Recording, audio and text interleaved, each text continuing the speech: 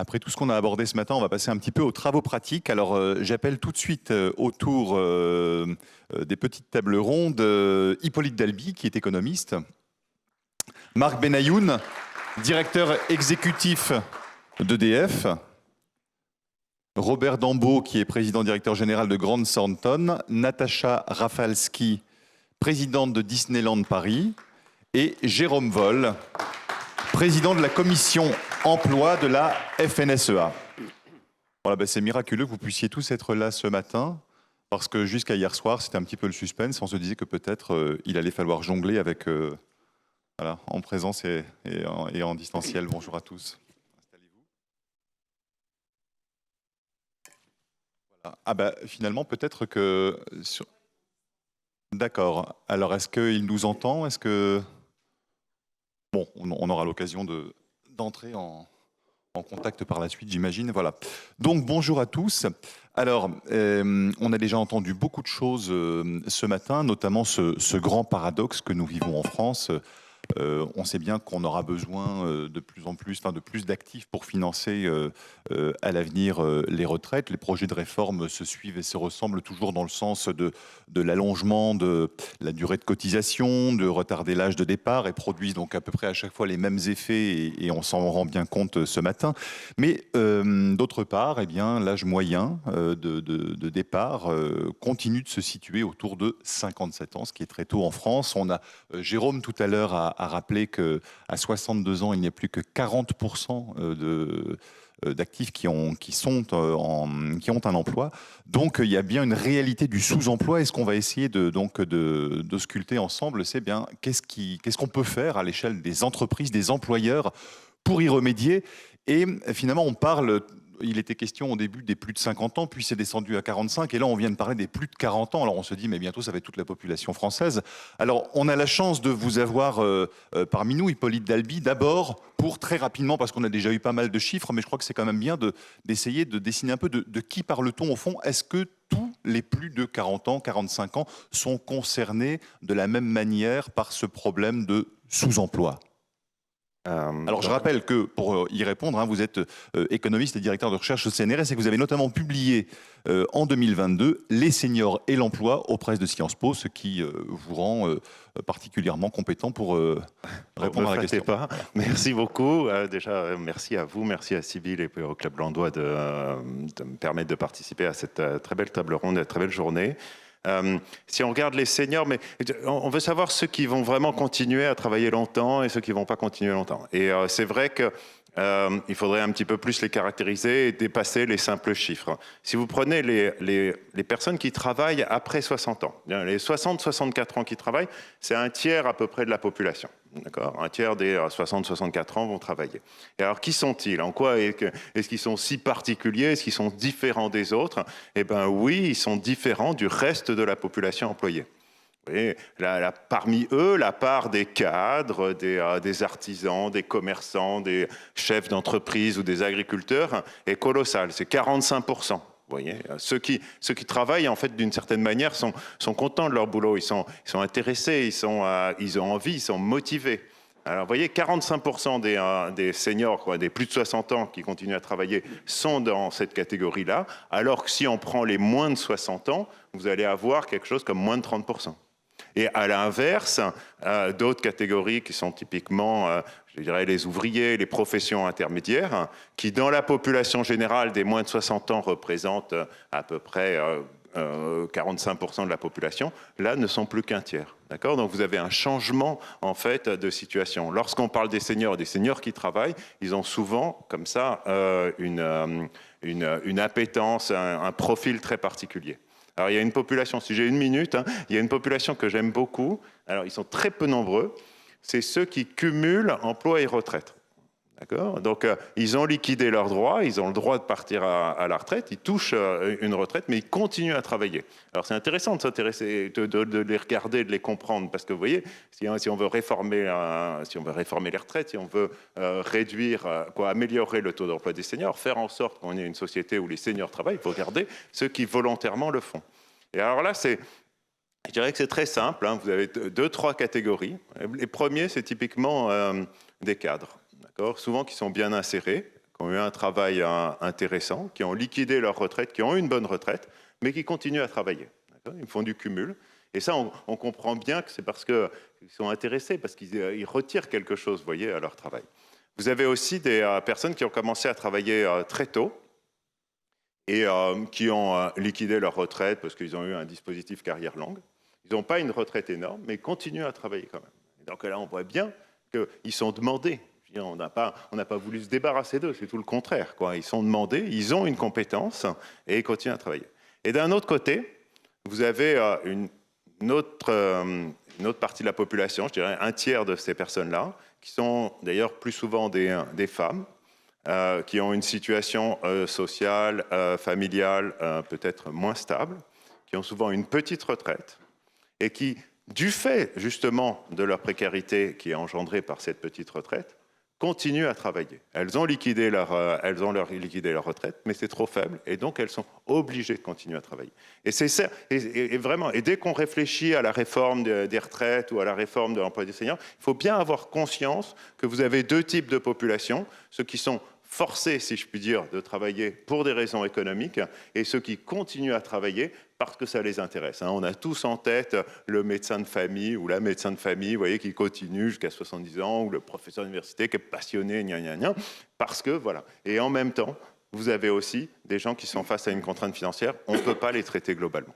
D'accord, donc je crois que c'est important d'avoir ça à l'esprit parce que c'est vrai qu'on a tous finalement une existence plutôt relativement douillette quand on a le luxe de pouvoir y réfléchir comme ça un jeudi matin. Quand on regarde l'ensemble de la population, évidemment, c'est très différent. Alors, ce qui est intéressant, c'est qu'on a autour de la table des profils d'entreprises ou de secteurs très variés et donc on va pouvoir passer ça au prisme de vos réalités très, très diverses et particulières. Alors, Marc Benayoun, vous êtes donc directeur exécutif d'EDF. Je pense qu'il faut rappeler qu'EDF, c'est, alors je donne un chiffre très exact, 133 460 collaborateurs en janvier 2021. Je ne sais pas si ça a évolué depuis.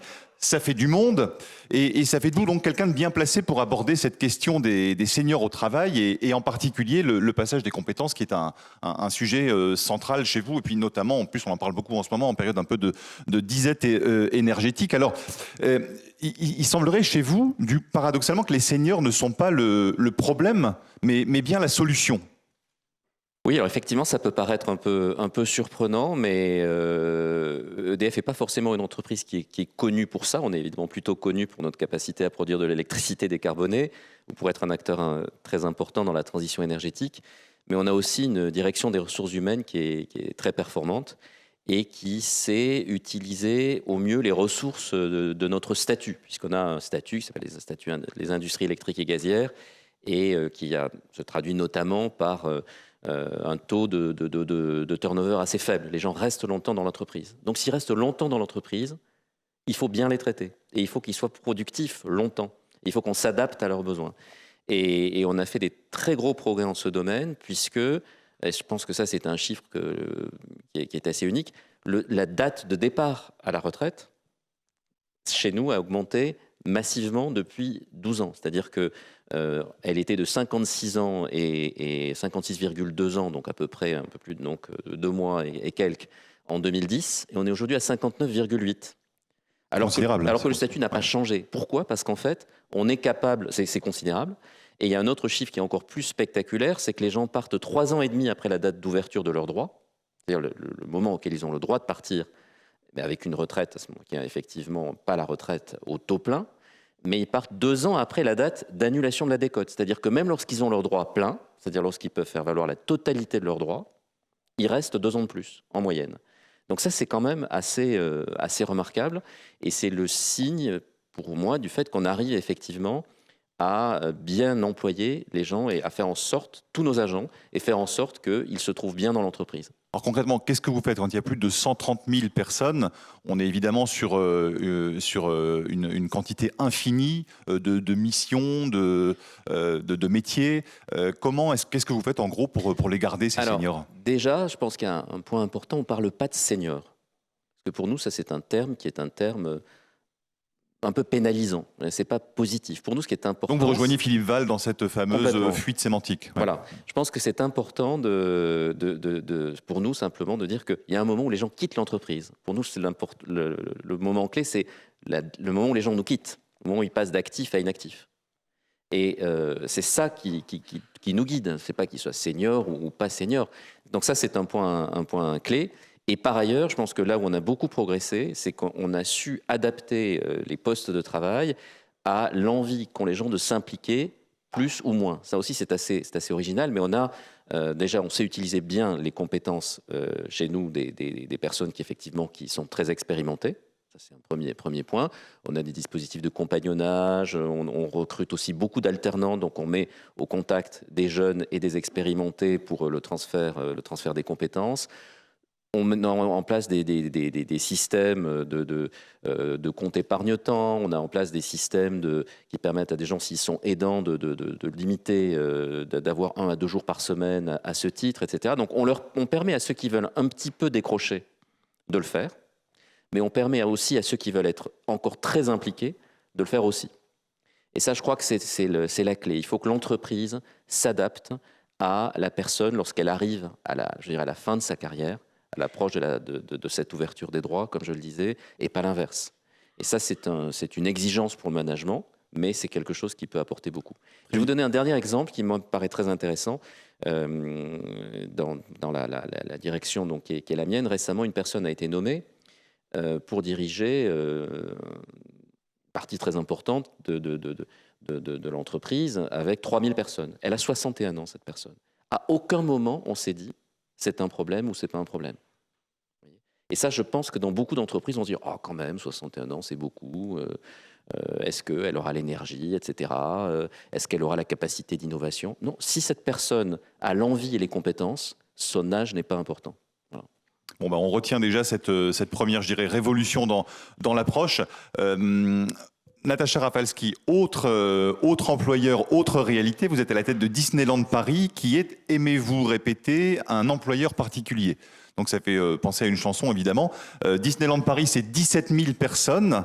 C'est beaucoup aussi, mais sur un lieu unique. Peut-être 75 hectares, je me suis renseigné, je ne sais pas si le chiffre est bon. Et plus de 500 métiers différents sur un parc. Alors parmi eux, près d'un tiers, 5 000 personnes ont plus de 45 ans. Et donc, ce qui est intéressant pour nous, c'est d'essayer de comprendre comment, avec des métiers aussi différents, de la maintenance à l'hôtellerie, des fonctions support à la botanique, comment, dans un contexte aussi hétérogène, on arrive à développer une approche spécifique pour cette population que décidément on ne sait plus comment appeler, puisque maintenant, si j'ai bien compris, on ne dit même plus senior, on les nomme plus. Qu'est-ce qu'on dit en fait ? Merci de souligner l'aspect hétérogène de notre entreprise, et c'est vrai que on met l'accent sur le fait qu'on est un employeur assez particulier. Alors, comme vous l'avez mentionné, 17 000 employés. On est un des employeurs monocytes les plus grands de France, avec 87% de nos employés qui sont en CDI. Et comme vous l'avez mentionné, 500 métiers différents. Et je vais y revenir parce que c'est quelque chose qui est très important justement dans l'opportunité de reconversion dont on parle. Donc 5000 salariés de plus de 45 ans, mais je vais passer un petit peu de temps justement sur notre mix générationnel parce qu'on a à peu près la moitié de nos effectifs qui ont soit moins de 25 ans ou plus de 50. 25% de nos salariés ont moins de 25 ans. Ça s'explique par le fait qu'on a beaucoup de saisonniers dans notre entreprise et on a un fort taux de conversion, ce qui explique le pourcentage des salariés de moins de 25 ans. Plus de 50 ans, on est à 20% de nos effectifs, mais il faut se souvenir qu'on est une entreprise qui est assez jeune, on a 30 ans, et on s'attend à ce que ça devrait naturellement augmenter dans les années à venir. D'autant plus qu'on est en train de recruter des seniors. Là, dans les 3 dernières années, on a embauché 240 salariés de plus de 50 ans. Et ça a été dans un contexte difficile parce qu'on a été fermé pendant la période de Covid. Donc on est assez fiers de ces résultats. Donc 8% de nos salariés seniors aujourd'hui ont rejoint l'entreprise dans les 3 dernières années. Un dernier chiffre que je trouvais intéressant de partager, c'est qu'on a fêté notre 30e anniversaire l'année dernière. 900 de nos employés étaient là à l'ouverture. Donc ça reflète un attachement très fort de nos salariés à l'entreprise, mais aussi l'attention qu'on a en particulier à la construction de carrière dès l'entrée au sein de l'entreprise. Et c'est vraiment quelque chose qu'on pense être notre force. On n'attend pas que les salariés deviennent des seniors pour parler d'un parcours de carrière. On commence ça dès leur entrée au sein de l'entreprise et on mise énormément sur la mobilité en interne. Donc c'est là où je reviens sur les 500 métiers. On a des métiers de restauration, hospitalité, les attractions. On a aussi des métiers très techniques de maintenance, des entrepôts, tout ce qui est les bureaux administratifs. On a des spectacles. Donc on a vraiment une variété dans les métiers qui est assez exceptionnelle. Donc l'idée, c'est d'encourager le passage de métiers plus physiques peut-être au début à des métiers moins pénibles sur une deuxième partie de carrière? Pas nécessairement. En fait, on a regardé justement comment sont distribués les métiers pour les jeunes, mais aussi pour les personnes seniors. Et en fait, on voit qu'il n'y a pas vraiment de différence. Non, là où on met l'emphase, c'est que comme on parle du parcours de carrière dès l'entrée dans l'entreprise, en fait, on commence à encourager ça très tôt dans leur carrière et on permet aux employés de changer de métier, de changer d'emploi, même s'ils n'ont pas le diplôme derrière eux. Donc en fait, c'est nous, on s'appuie énormément sur la formation pour leur permettre de faire une transition d'un métier à un autre et pour les accompagner tout au long de leur carrière. Et c'est quelque chose qu'on voit en particulier avec nos seniors. On a un succès assez important avec ça parce que sur les 12 derniers mois, par exemple, 10% de nos effectifs des plus de 50 ans ont changé d'emploi, alors que la moyenne nationale est de 2%. Ah oui, donc c'est significatif. Écoutez, en fait, je préfère qu'on s'arrête là dans un premier temps pour pouvoir avoir, je dirais, un premier flash sur chaque domaine d'activité avant d'avoir votre regard un peu plus transversal. Robert Dambaud. Alors, je m'adresse à vous. Jérôme Vol, vous nous entendez? Oui, je vous entends très bien. Bonjour à tous. Et Bonjour. encore désolé de parler avec vous. Non, merci à vous, au contraire, d'être avec nous. Malgré tout, la technologie le permet. Et donc, voilà, vous êtes président de la commission emploi de la FNSEA. Donc là, on est complètement dans un autre secteur. Et puis, en termes de taille, on passe, je dirais, du mastodonte EDF aux dizaines de milliers de très petites entreprises que représentent les exploitations agricoles. Alors, c'est intéressant parce que là, dans les petites informations que j'ai eues, un chef d'exploitation sur 5 et un salarié sur 10 a plus de 60 ans.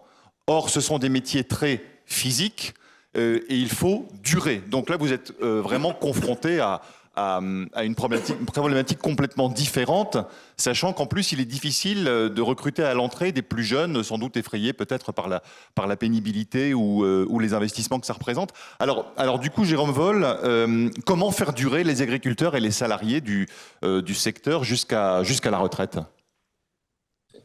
Alors pour l'agriculture, tout d'abord vous dire que contrairement aux intervenants précédents, nous ne sommes pas une seule entreprise et donc du coup je représente bien une branche professionnelle qui d'ailleurs est dans le champ du multiprofessionnel. Nous ne sommes pas engagés ni en tout cas au MEDEF, à CPME ou à U2P, donc on est une branche à part entière multiprofessionnelle.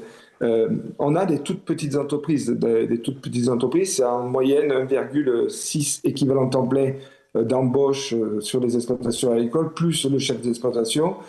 On a environ un secteur d'activité à 380 000 exploitants agricoles, 235 000 salariés en CDI et plus d'1 million de contrats de saisonnalité, de saisonniers qui évidemment pour les vendanges, pour les récoltes. Donc tout cela, pour nous, en tout cas notre secteur, on essaye d'amener chacun, toutes ces petites entreprises, vers un accompagnement pour justement trouver les bonnes personnes, le bon recrutement. Alors à la fois, on a beaucoup de personnes, on a pratiquement la moitié des agriculteurs qui, dans 10 ans, quitteront le métier pour aller à la retraite. Ça veut dire qu'on a un renouvellement évidemment d'exploitants agricoles qui est important à faire. Il y a une mutation qui se fait évidemment vers le salariat, et le salariat aussi est dans un schéma de personnes un peu plus âgées. La question que nous avons, et néanmoins par rapport à ce que vous disiez, on a quand même les écoles de la formation agricole qui ont plus 9% d'inscrits chaque année vers l'agriculture. Alors l'agriculture, pas pour devenir obligatoirement agriculteur, et c'est souvent là la difficulté pour notre représentation FNSEA, c'est qu'on a l'impression que quand on rentre dans l'école de l'agriculture, c'est pour devenir agriculteur. En fait, aujourd'hui, on devient salarié de l'agroalimentaire, de la coopération agricole, de l'amont, de l'aval, de la production agricole, mais on peut devenir aussi salarié d'exploitation agricole ou exploitant agricole. Voilà, c'est selon les choix de chacun. Aujourd'hui, dans le secteur agricole, on a à peu près 17% des personnes qui ont plus de 55 ans qui ont plus de, en tout cas, qui travaillent dans l'agriculture. Il y a un grand intérêt pour le secteur agricole d'avoir ces personnes-là. C'est d'abord beaucoup d'expérience accumulée tout au long des années, parce qu'on sait que avec l'évolution climatique, les évolutions sanitaires, les évolutions diverses et variées et réglementaires plus particulièrement, on sait que quelqu'un qui a de l'expérience sait aussi anticiper des sujets comme le sanitaire ou le climatique. Et donc, à partir de là, ces personnes ont quand même une capacité d'accompagnement des exploitations agricoles qui est très importante.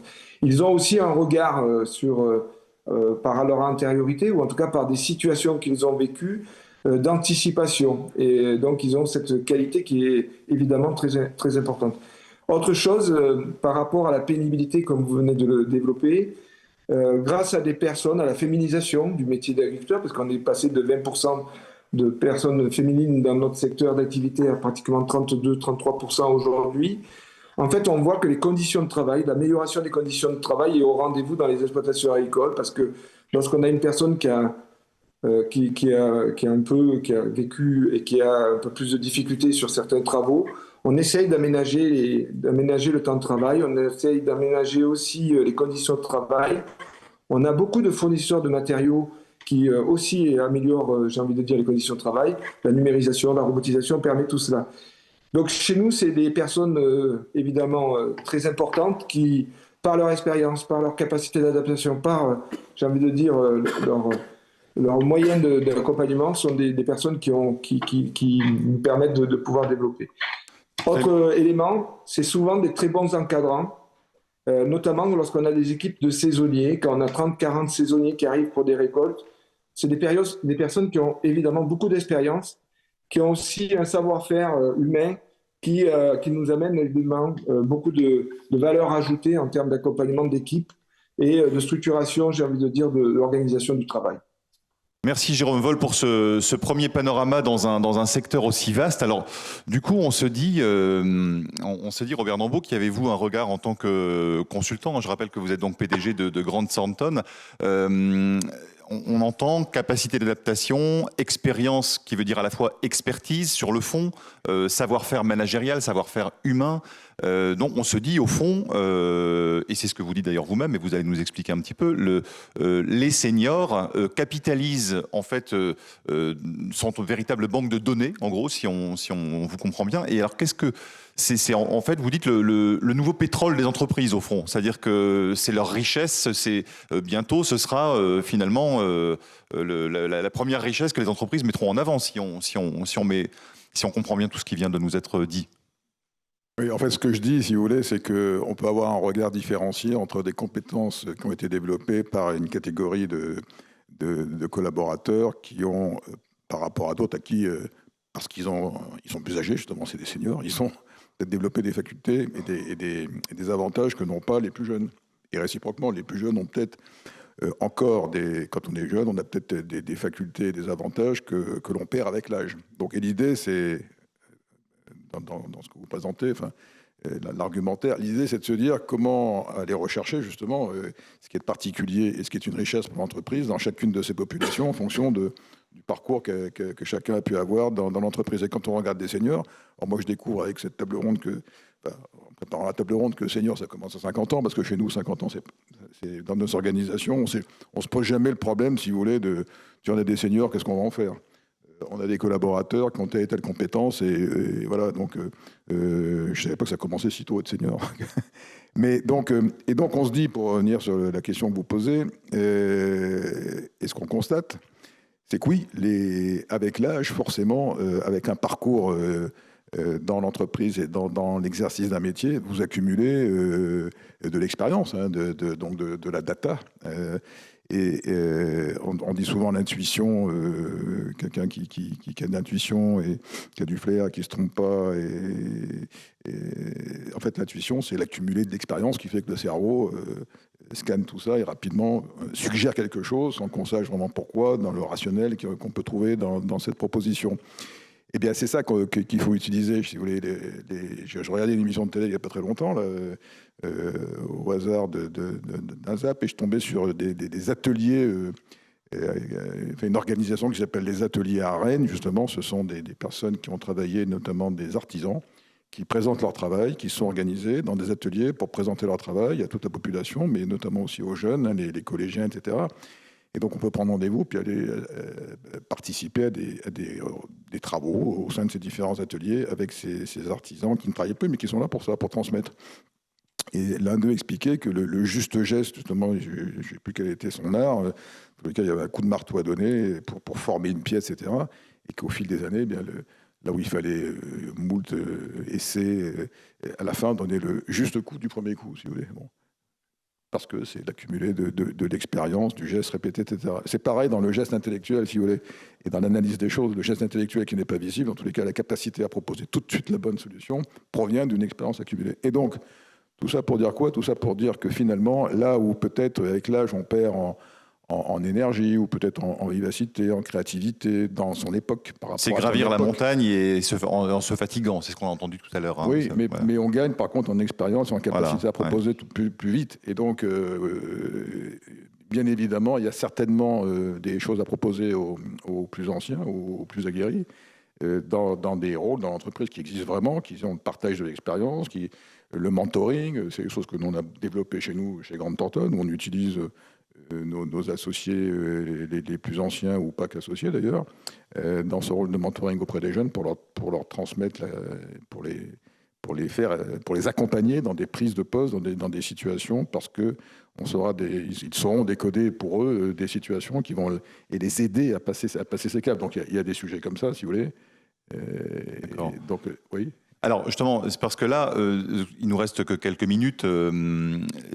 On entend finalement des choses assez merveilleuses. Si on met bout à bout tout ce qu'on vient de dire sur les seniors, entre l'expérience, la capacité d'adaptation, la justesse du jugement, le bon geste au bon moment, comme vous dites, voilà, c'est en fait que le senior est une banque de données parce qu'il a accumulé énormément d'expérience. Mais alors finalement, on revient un petit peu à la question du début. Pourquoi est-ce que malgré tous ces efforts faits dans les différents secteurs ou entreprises, tout ce qui se dit de positif sur les seniors, pourquoi est-ce qu'on reste, c'est quoi le blocage à une employabilité aussi basse au niveau, je dirais, global? On est dans des formats de société qui sont faits comme ça. Je reviens sur le senior, la data, etc. Oui, à une époque où on parle d'intelligence artificielle. L'intelligence artificielle, c'est analyser des données pour tirer des enseignements tout de suite et du prédictif.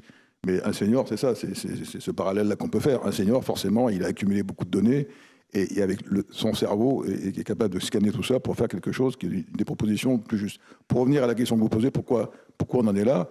Pourquoi finalement il y a un problème? Parce que on est dans un monde qui bouge et qui a d'autres besoins aujourd'hui. D'ailleurs, aujourd'hui, les jeunes qui bougent beaucoup sont facteurs par ces changements. On le voit bien dans nos cabinets où il y a des turnovers qui sont énormes par rapport à ce qu'on avait avant, qui ont doublé. Quoi qu'on fasse, hein, c'est comme ça. Les jeunes aujourd'hui changent. Là où avant, il fallait avoir une carrière très stable dans une entreprise, maintenant, on vous enseigne plutôt qu'il faut bouger tous les 2-3 ans, etc. Quelqu'un qui est plus ancien, aujourd'hui, amène cet avantage qui n'existait pas avant, mais qui existe aujourd'hui, qui est quelqu'un qui a 50 ans, qui va chercher un travail, va être beaucoup plus stable, il va rester jusqu'à l'âge de la retraite. Donc, imaginez finalement, repenser les modes d'embauche en fonction critères d'embauche qui avant étaient, il faut aller recruter des jeunes, etc. Aujourd'hui, par rapport à cette évolution sociologique de jeunes qui bougent beaucoup plus vite, etc., peut-être qu'il y a un intérêt à retrouver à employer des personnes plus expérimentées, donc plus âgées. Et puis sinon, c'est tout le format des aides et de tout ce qui peut être fait pour l'entreprise, pour conduire l'entreprise à proposer autre chose qui n'existe pas aujourd'hui, qu'il faut revisiter. Hein. Marc Benayoun, est-ce que finalement vous représentez une exception dans ce volontarisme de conserver des seniors et leur expertise au sein de l'entreprise? Est-ce que vous identifiez des blocages, je dirais, dans l'économie, dans la société française, qui fait qu'on pourrait aller plus vite et mieux au but? Je ne pense pas qu'on soit une exception, mais je voudrais faire référence à ce qu'a dit très justement Sybille, la question de la croissance des salaires, qui est un peu une idée de notre contrat social, c'est que plus on est âgé dans une entreprise, plus on est payé, avec souvent des dispositifs automatiques, fait que les personnes en fin de carrière sont chères. Et donc quand une entreprise est sous pression économique, c'est tentant de faire partir des gens de 55 ans qui coûtent cher pour faire entrer des jeunes de 25. Donc je pense que ça, c'est quand même un sujet majeur. Alors évidemment, chez EDF, la question ne se pose pas, puisque le contrat social qu'on a avec nos agents fait que, sauf cas extrême, on ne demande pas aux gens de partir. Mais si je vois bien que ce sujet, quand je discute avec des collègues, avec des amis, que ce sujet est un sujet majeur. Natacha Rawalski, du fait qu'on ait autant de métiers chez vous et qu'on puisse en changer, ça veut dire que du coup la courbe des salaires reste un peu plus plate? Ce sont des évolutions plutôt horizontales? Est-ce que c'est une manière peut-être de répondre concrètement à la question que soulève Marc Benayoun? Enfin, on voit des parcours qui sont à la fois horizontaux mais aussi verticaux. Hein. Donc, on voit sur une carrière des progressions de salaire importantes. Non, je pense que... Mais si on parle de la majorité, parce que là, c'est vrai qu'on parle parfois beaucoup de cadres ou de gens en responsabilité parfois élevée, si on parle justement de la maintenance, de l'hôtellerie, voilà. Oui, enfin, c'est des salaires qui sont peut-être plus avec des mouvements plus horizontaux. Ils vont rester dans des bandes qui sont plus plates, je dirais. Mais ce qui est important aussi, je crois, c'est d'avoir dans les entreprises... alors nous, on a une mission senior, une équipe qui est là pour justement être en support des progressions de carrière et pour avoir des discussions sur qu'est-ce que vous voulez faire, comment vous voulez progresser, comment arriver... vraiment à évoluer d'un métier à un autre. Et ça, c'est quelque chose qui est aussi important dans le support de nos employés. C'est quelque chose qui chez nous, on a vraiment eu un grand succès avec ça. Il faut aussi que les managers, dans le contexte d'entretien professionnel et de discussions sur les carrières avec les employés, qu'on parle de ce qu'ils veulent faire et comment ils veulent progresser au sein de l'entreprise. D'accord. Hippolyte Delby, c'est un état d'esprit français qu'il faut changer. On est un peu à la traîne par rapport à nos voisins sur cette question des seniors, puisqu'il faut bien les appeler d'une manière ou d'une autre. Alors, c'est pas qu'on est à la traîne, c'est qu'on est vraiment moins bon, quoi. Je veux dire, nous, quand on a un tiers, si vous voulez, de seniors en emploi pour les 60-64 ans, en Allemagne, c'est 2 tiers. Donc oui, même l'Espagne, l'Italie, etc., c'est 50%. Donc, on est vraiment moins bien. Néanmoins, on progresse, et c'est ça qu'il faut voir. Hein. Les taux d'emploi s'améliorent énormément depuis 20 ans. Et comme vous le dites, je pense que c'est vraiment l'idée de l'état d'esprit qui change, parce qu'il faut pas quand même pas se mentir, pendant longtemps, en fait, la variable senior, c'était une variable d'ajustement très pratique. Vous voyez, en cas de retournement conjoncturel, eh bien, on se séparait en priorité des seniors et le système d'assurance chômage faisait que ça pouvait être un consensus et tout le monde était assez content, sauf l'économie dans son général. Et donc, c'est pour ça que, voilà, changer d'état d'esprit. Et peut-être que le moment est intéressant aujourd'hui parce que voilà, il y a une plus forte contrainte sur l'emploi, les emplois sont plus demandés, et puis on le voit avec l'initiative du Club Landois et puis tout ce qui a été dit aujourd'hui dans les différentes tables rondes. Voilà, l'état d'esprit change, on va essayer de mieux intégrer finalement l'idée du changement du parcours des individus et de les suivre un peu plus longtemps pour faire que cette dernière partie de carrière, cette troisième partie de carrière, soit différente mais soit aussi une réussite.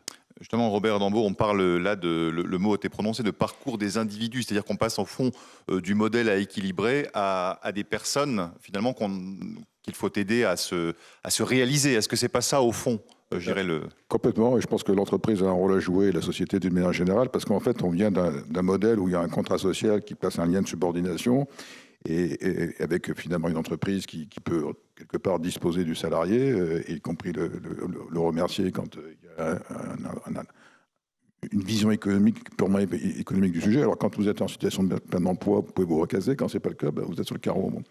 Et donc, et quand vous n'êtes pas préparé à être sur le carreau, finalement, quand on ne vous a pas préparé à être sur le carreau et vous prendre en main à ce moment-là, vous êtes un peu le bec dans l'eau, et c'est là où il y a un problème social, un problème de personnes, etc. Et je pense que le système doit faire en sorte, vous l'avez dit tout à l'heure, dans les pourcentages qui sont encore en situation de travail dans les 60-64 ans, j'ai remarqué qu'il y en a beaucoup de gens qui ne sont pas des salariés, qui sont des gens qui étaient des entrepreneurs individuels, dans différentes formes. Bon.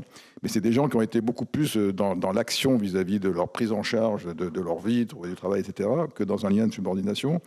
Et in fine, ça se retrouve, si vous n'avez pas cultivé une capacité à être employable et acteur de votre vie dans votre parcours entreprise, finalement, vous ne développez pas cette faculté-là. En tous les cas, vous la développez moins selon les postes. Alors, les postes à responsabilité, c'est différent, mais dans la couche moyenne dont on parlait tout à l'heure, c'est peut-être moins le cas. Et c'est pour ça que ces gens-là, aujourd'hui, sont moins dans une situation d'employabilité. Et donc, oui, bien sûr, la réponse, il faut regarder l'individu. Et en regard de ce sujet, de ce problème social, de cet engagement social que l'entreprise doit avoir vis-à-vis de ses collaborateurs, il doit y avoir quelque chose qui doit être revisité. Nous, on le fait chez nous avec des parcours qu'on est en train de créer pour rendre nos collaborateurs plus forts quand ils quittent l'entreprise, pour relever les défis de ces nouvelles organisations sociales qui vont devoir inventer dans le monde, mais eux-mêmes de se prendre en charge. On voit que les choses changent aujourd'hui, puisque ce contrat social est en train de changer. D'un contrat de salarié, on voit beaucoup aujourd'hui de freelance, etc., de gens qui s'installent en auto-entrepreneurs, etc., et qui deviennent de vrais acteurs de leur vie et qui seront peut-être moins confrontés, parce qu'ils vont davantage rythmer d'ailleurs les périodes de travail et de moins de travail, et qui seront moins confrontés à cette situation, finalement, de se retrouver dans une situation passive le jour où ils se retrouvent à 55 ans comme devant quitter l'entreprise. Donc, pour se résumer, il faut créer des modèles aujourd'hui qui regardent la personne et s'efforcent, dans le cadre d'un engagement humain et social, de les renforcer dans leur capacité à être des vrais acteurs de leur vie, quelle que soit la période. Et il ne faut pas y penser qu'à la fin, ça doit se faire dès le début, dès qu'ils rentrent dans l'entreprise. Alors justement, ce serait bien qu'on puisse terminer cette table ronde, puisqu'il est l'heure, avec, je dirais, un point de vue concret. Vous nous parlez depuis l'Ardèche, Jérôme Vol, n'est-ce pas? Vous êtes vigneron. Est-ce que vous vous reconnaissez dans les propos là qu'on vient de tenir, à savoir que de plus en plus, une carrière professionnelle, c'est aussi un moyen de réalisation, et que finalement, ce n'est pas uniquement à envisager en termes d'équilibre des comptes ou de pénibilité ou de...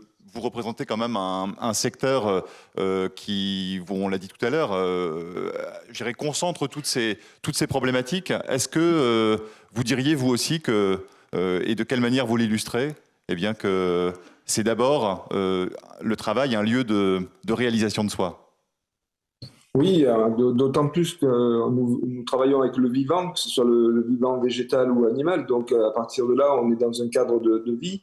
D'ailleurs, on voit de plus en plus arriver des personnes de 40, 45 ans ou 50 ans qui veulent reprendre des exploitations, qui ont, dans le cheminement personnel, vécu souvent en ville et qui veulent venir se réaliser en campagne. Et donc, l'agriculture reste quand même une activité qui leur permet de faire cela. Donc, c'est souvent très enrichissant de voir arriver d'autres personnes, d'autres secteurs d'activité qui viennent nous amener l'expérience des autres secteurs d'activité et la capacité aussi à appréhender les sujets en ne restant pas trop agricole et au contraire en ouvrant les espaces. Et je trouve que c'est pour nous très intéressante. Puis deuxième chose par rapport aux entreprises qui sont en train de monter en nombre de salariés par exploitation. Hein, si je prenais mon exploitation, il n'y avait pas du tout de salariés il y a 20 ans. Aujourd'hui, il y a 3 salariés permanents et quelques saisonniers. Rien à voir évidemment avec EDF et autres. Néanmoins, tous ces petits emplois qu'il y a dans les territoires permettent évidemment de répondre aux problématiques des seniors.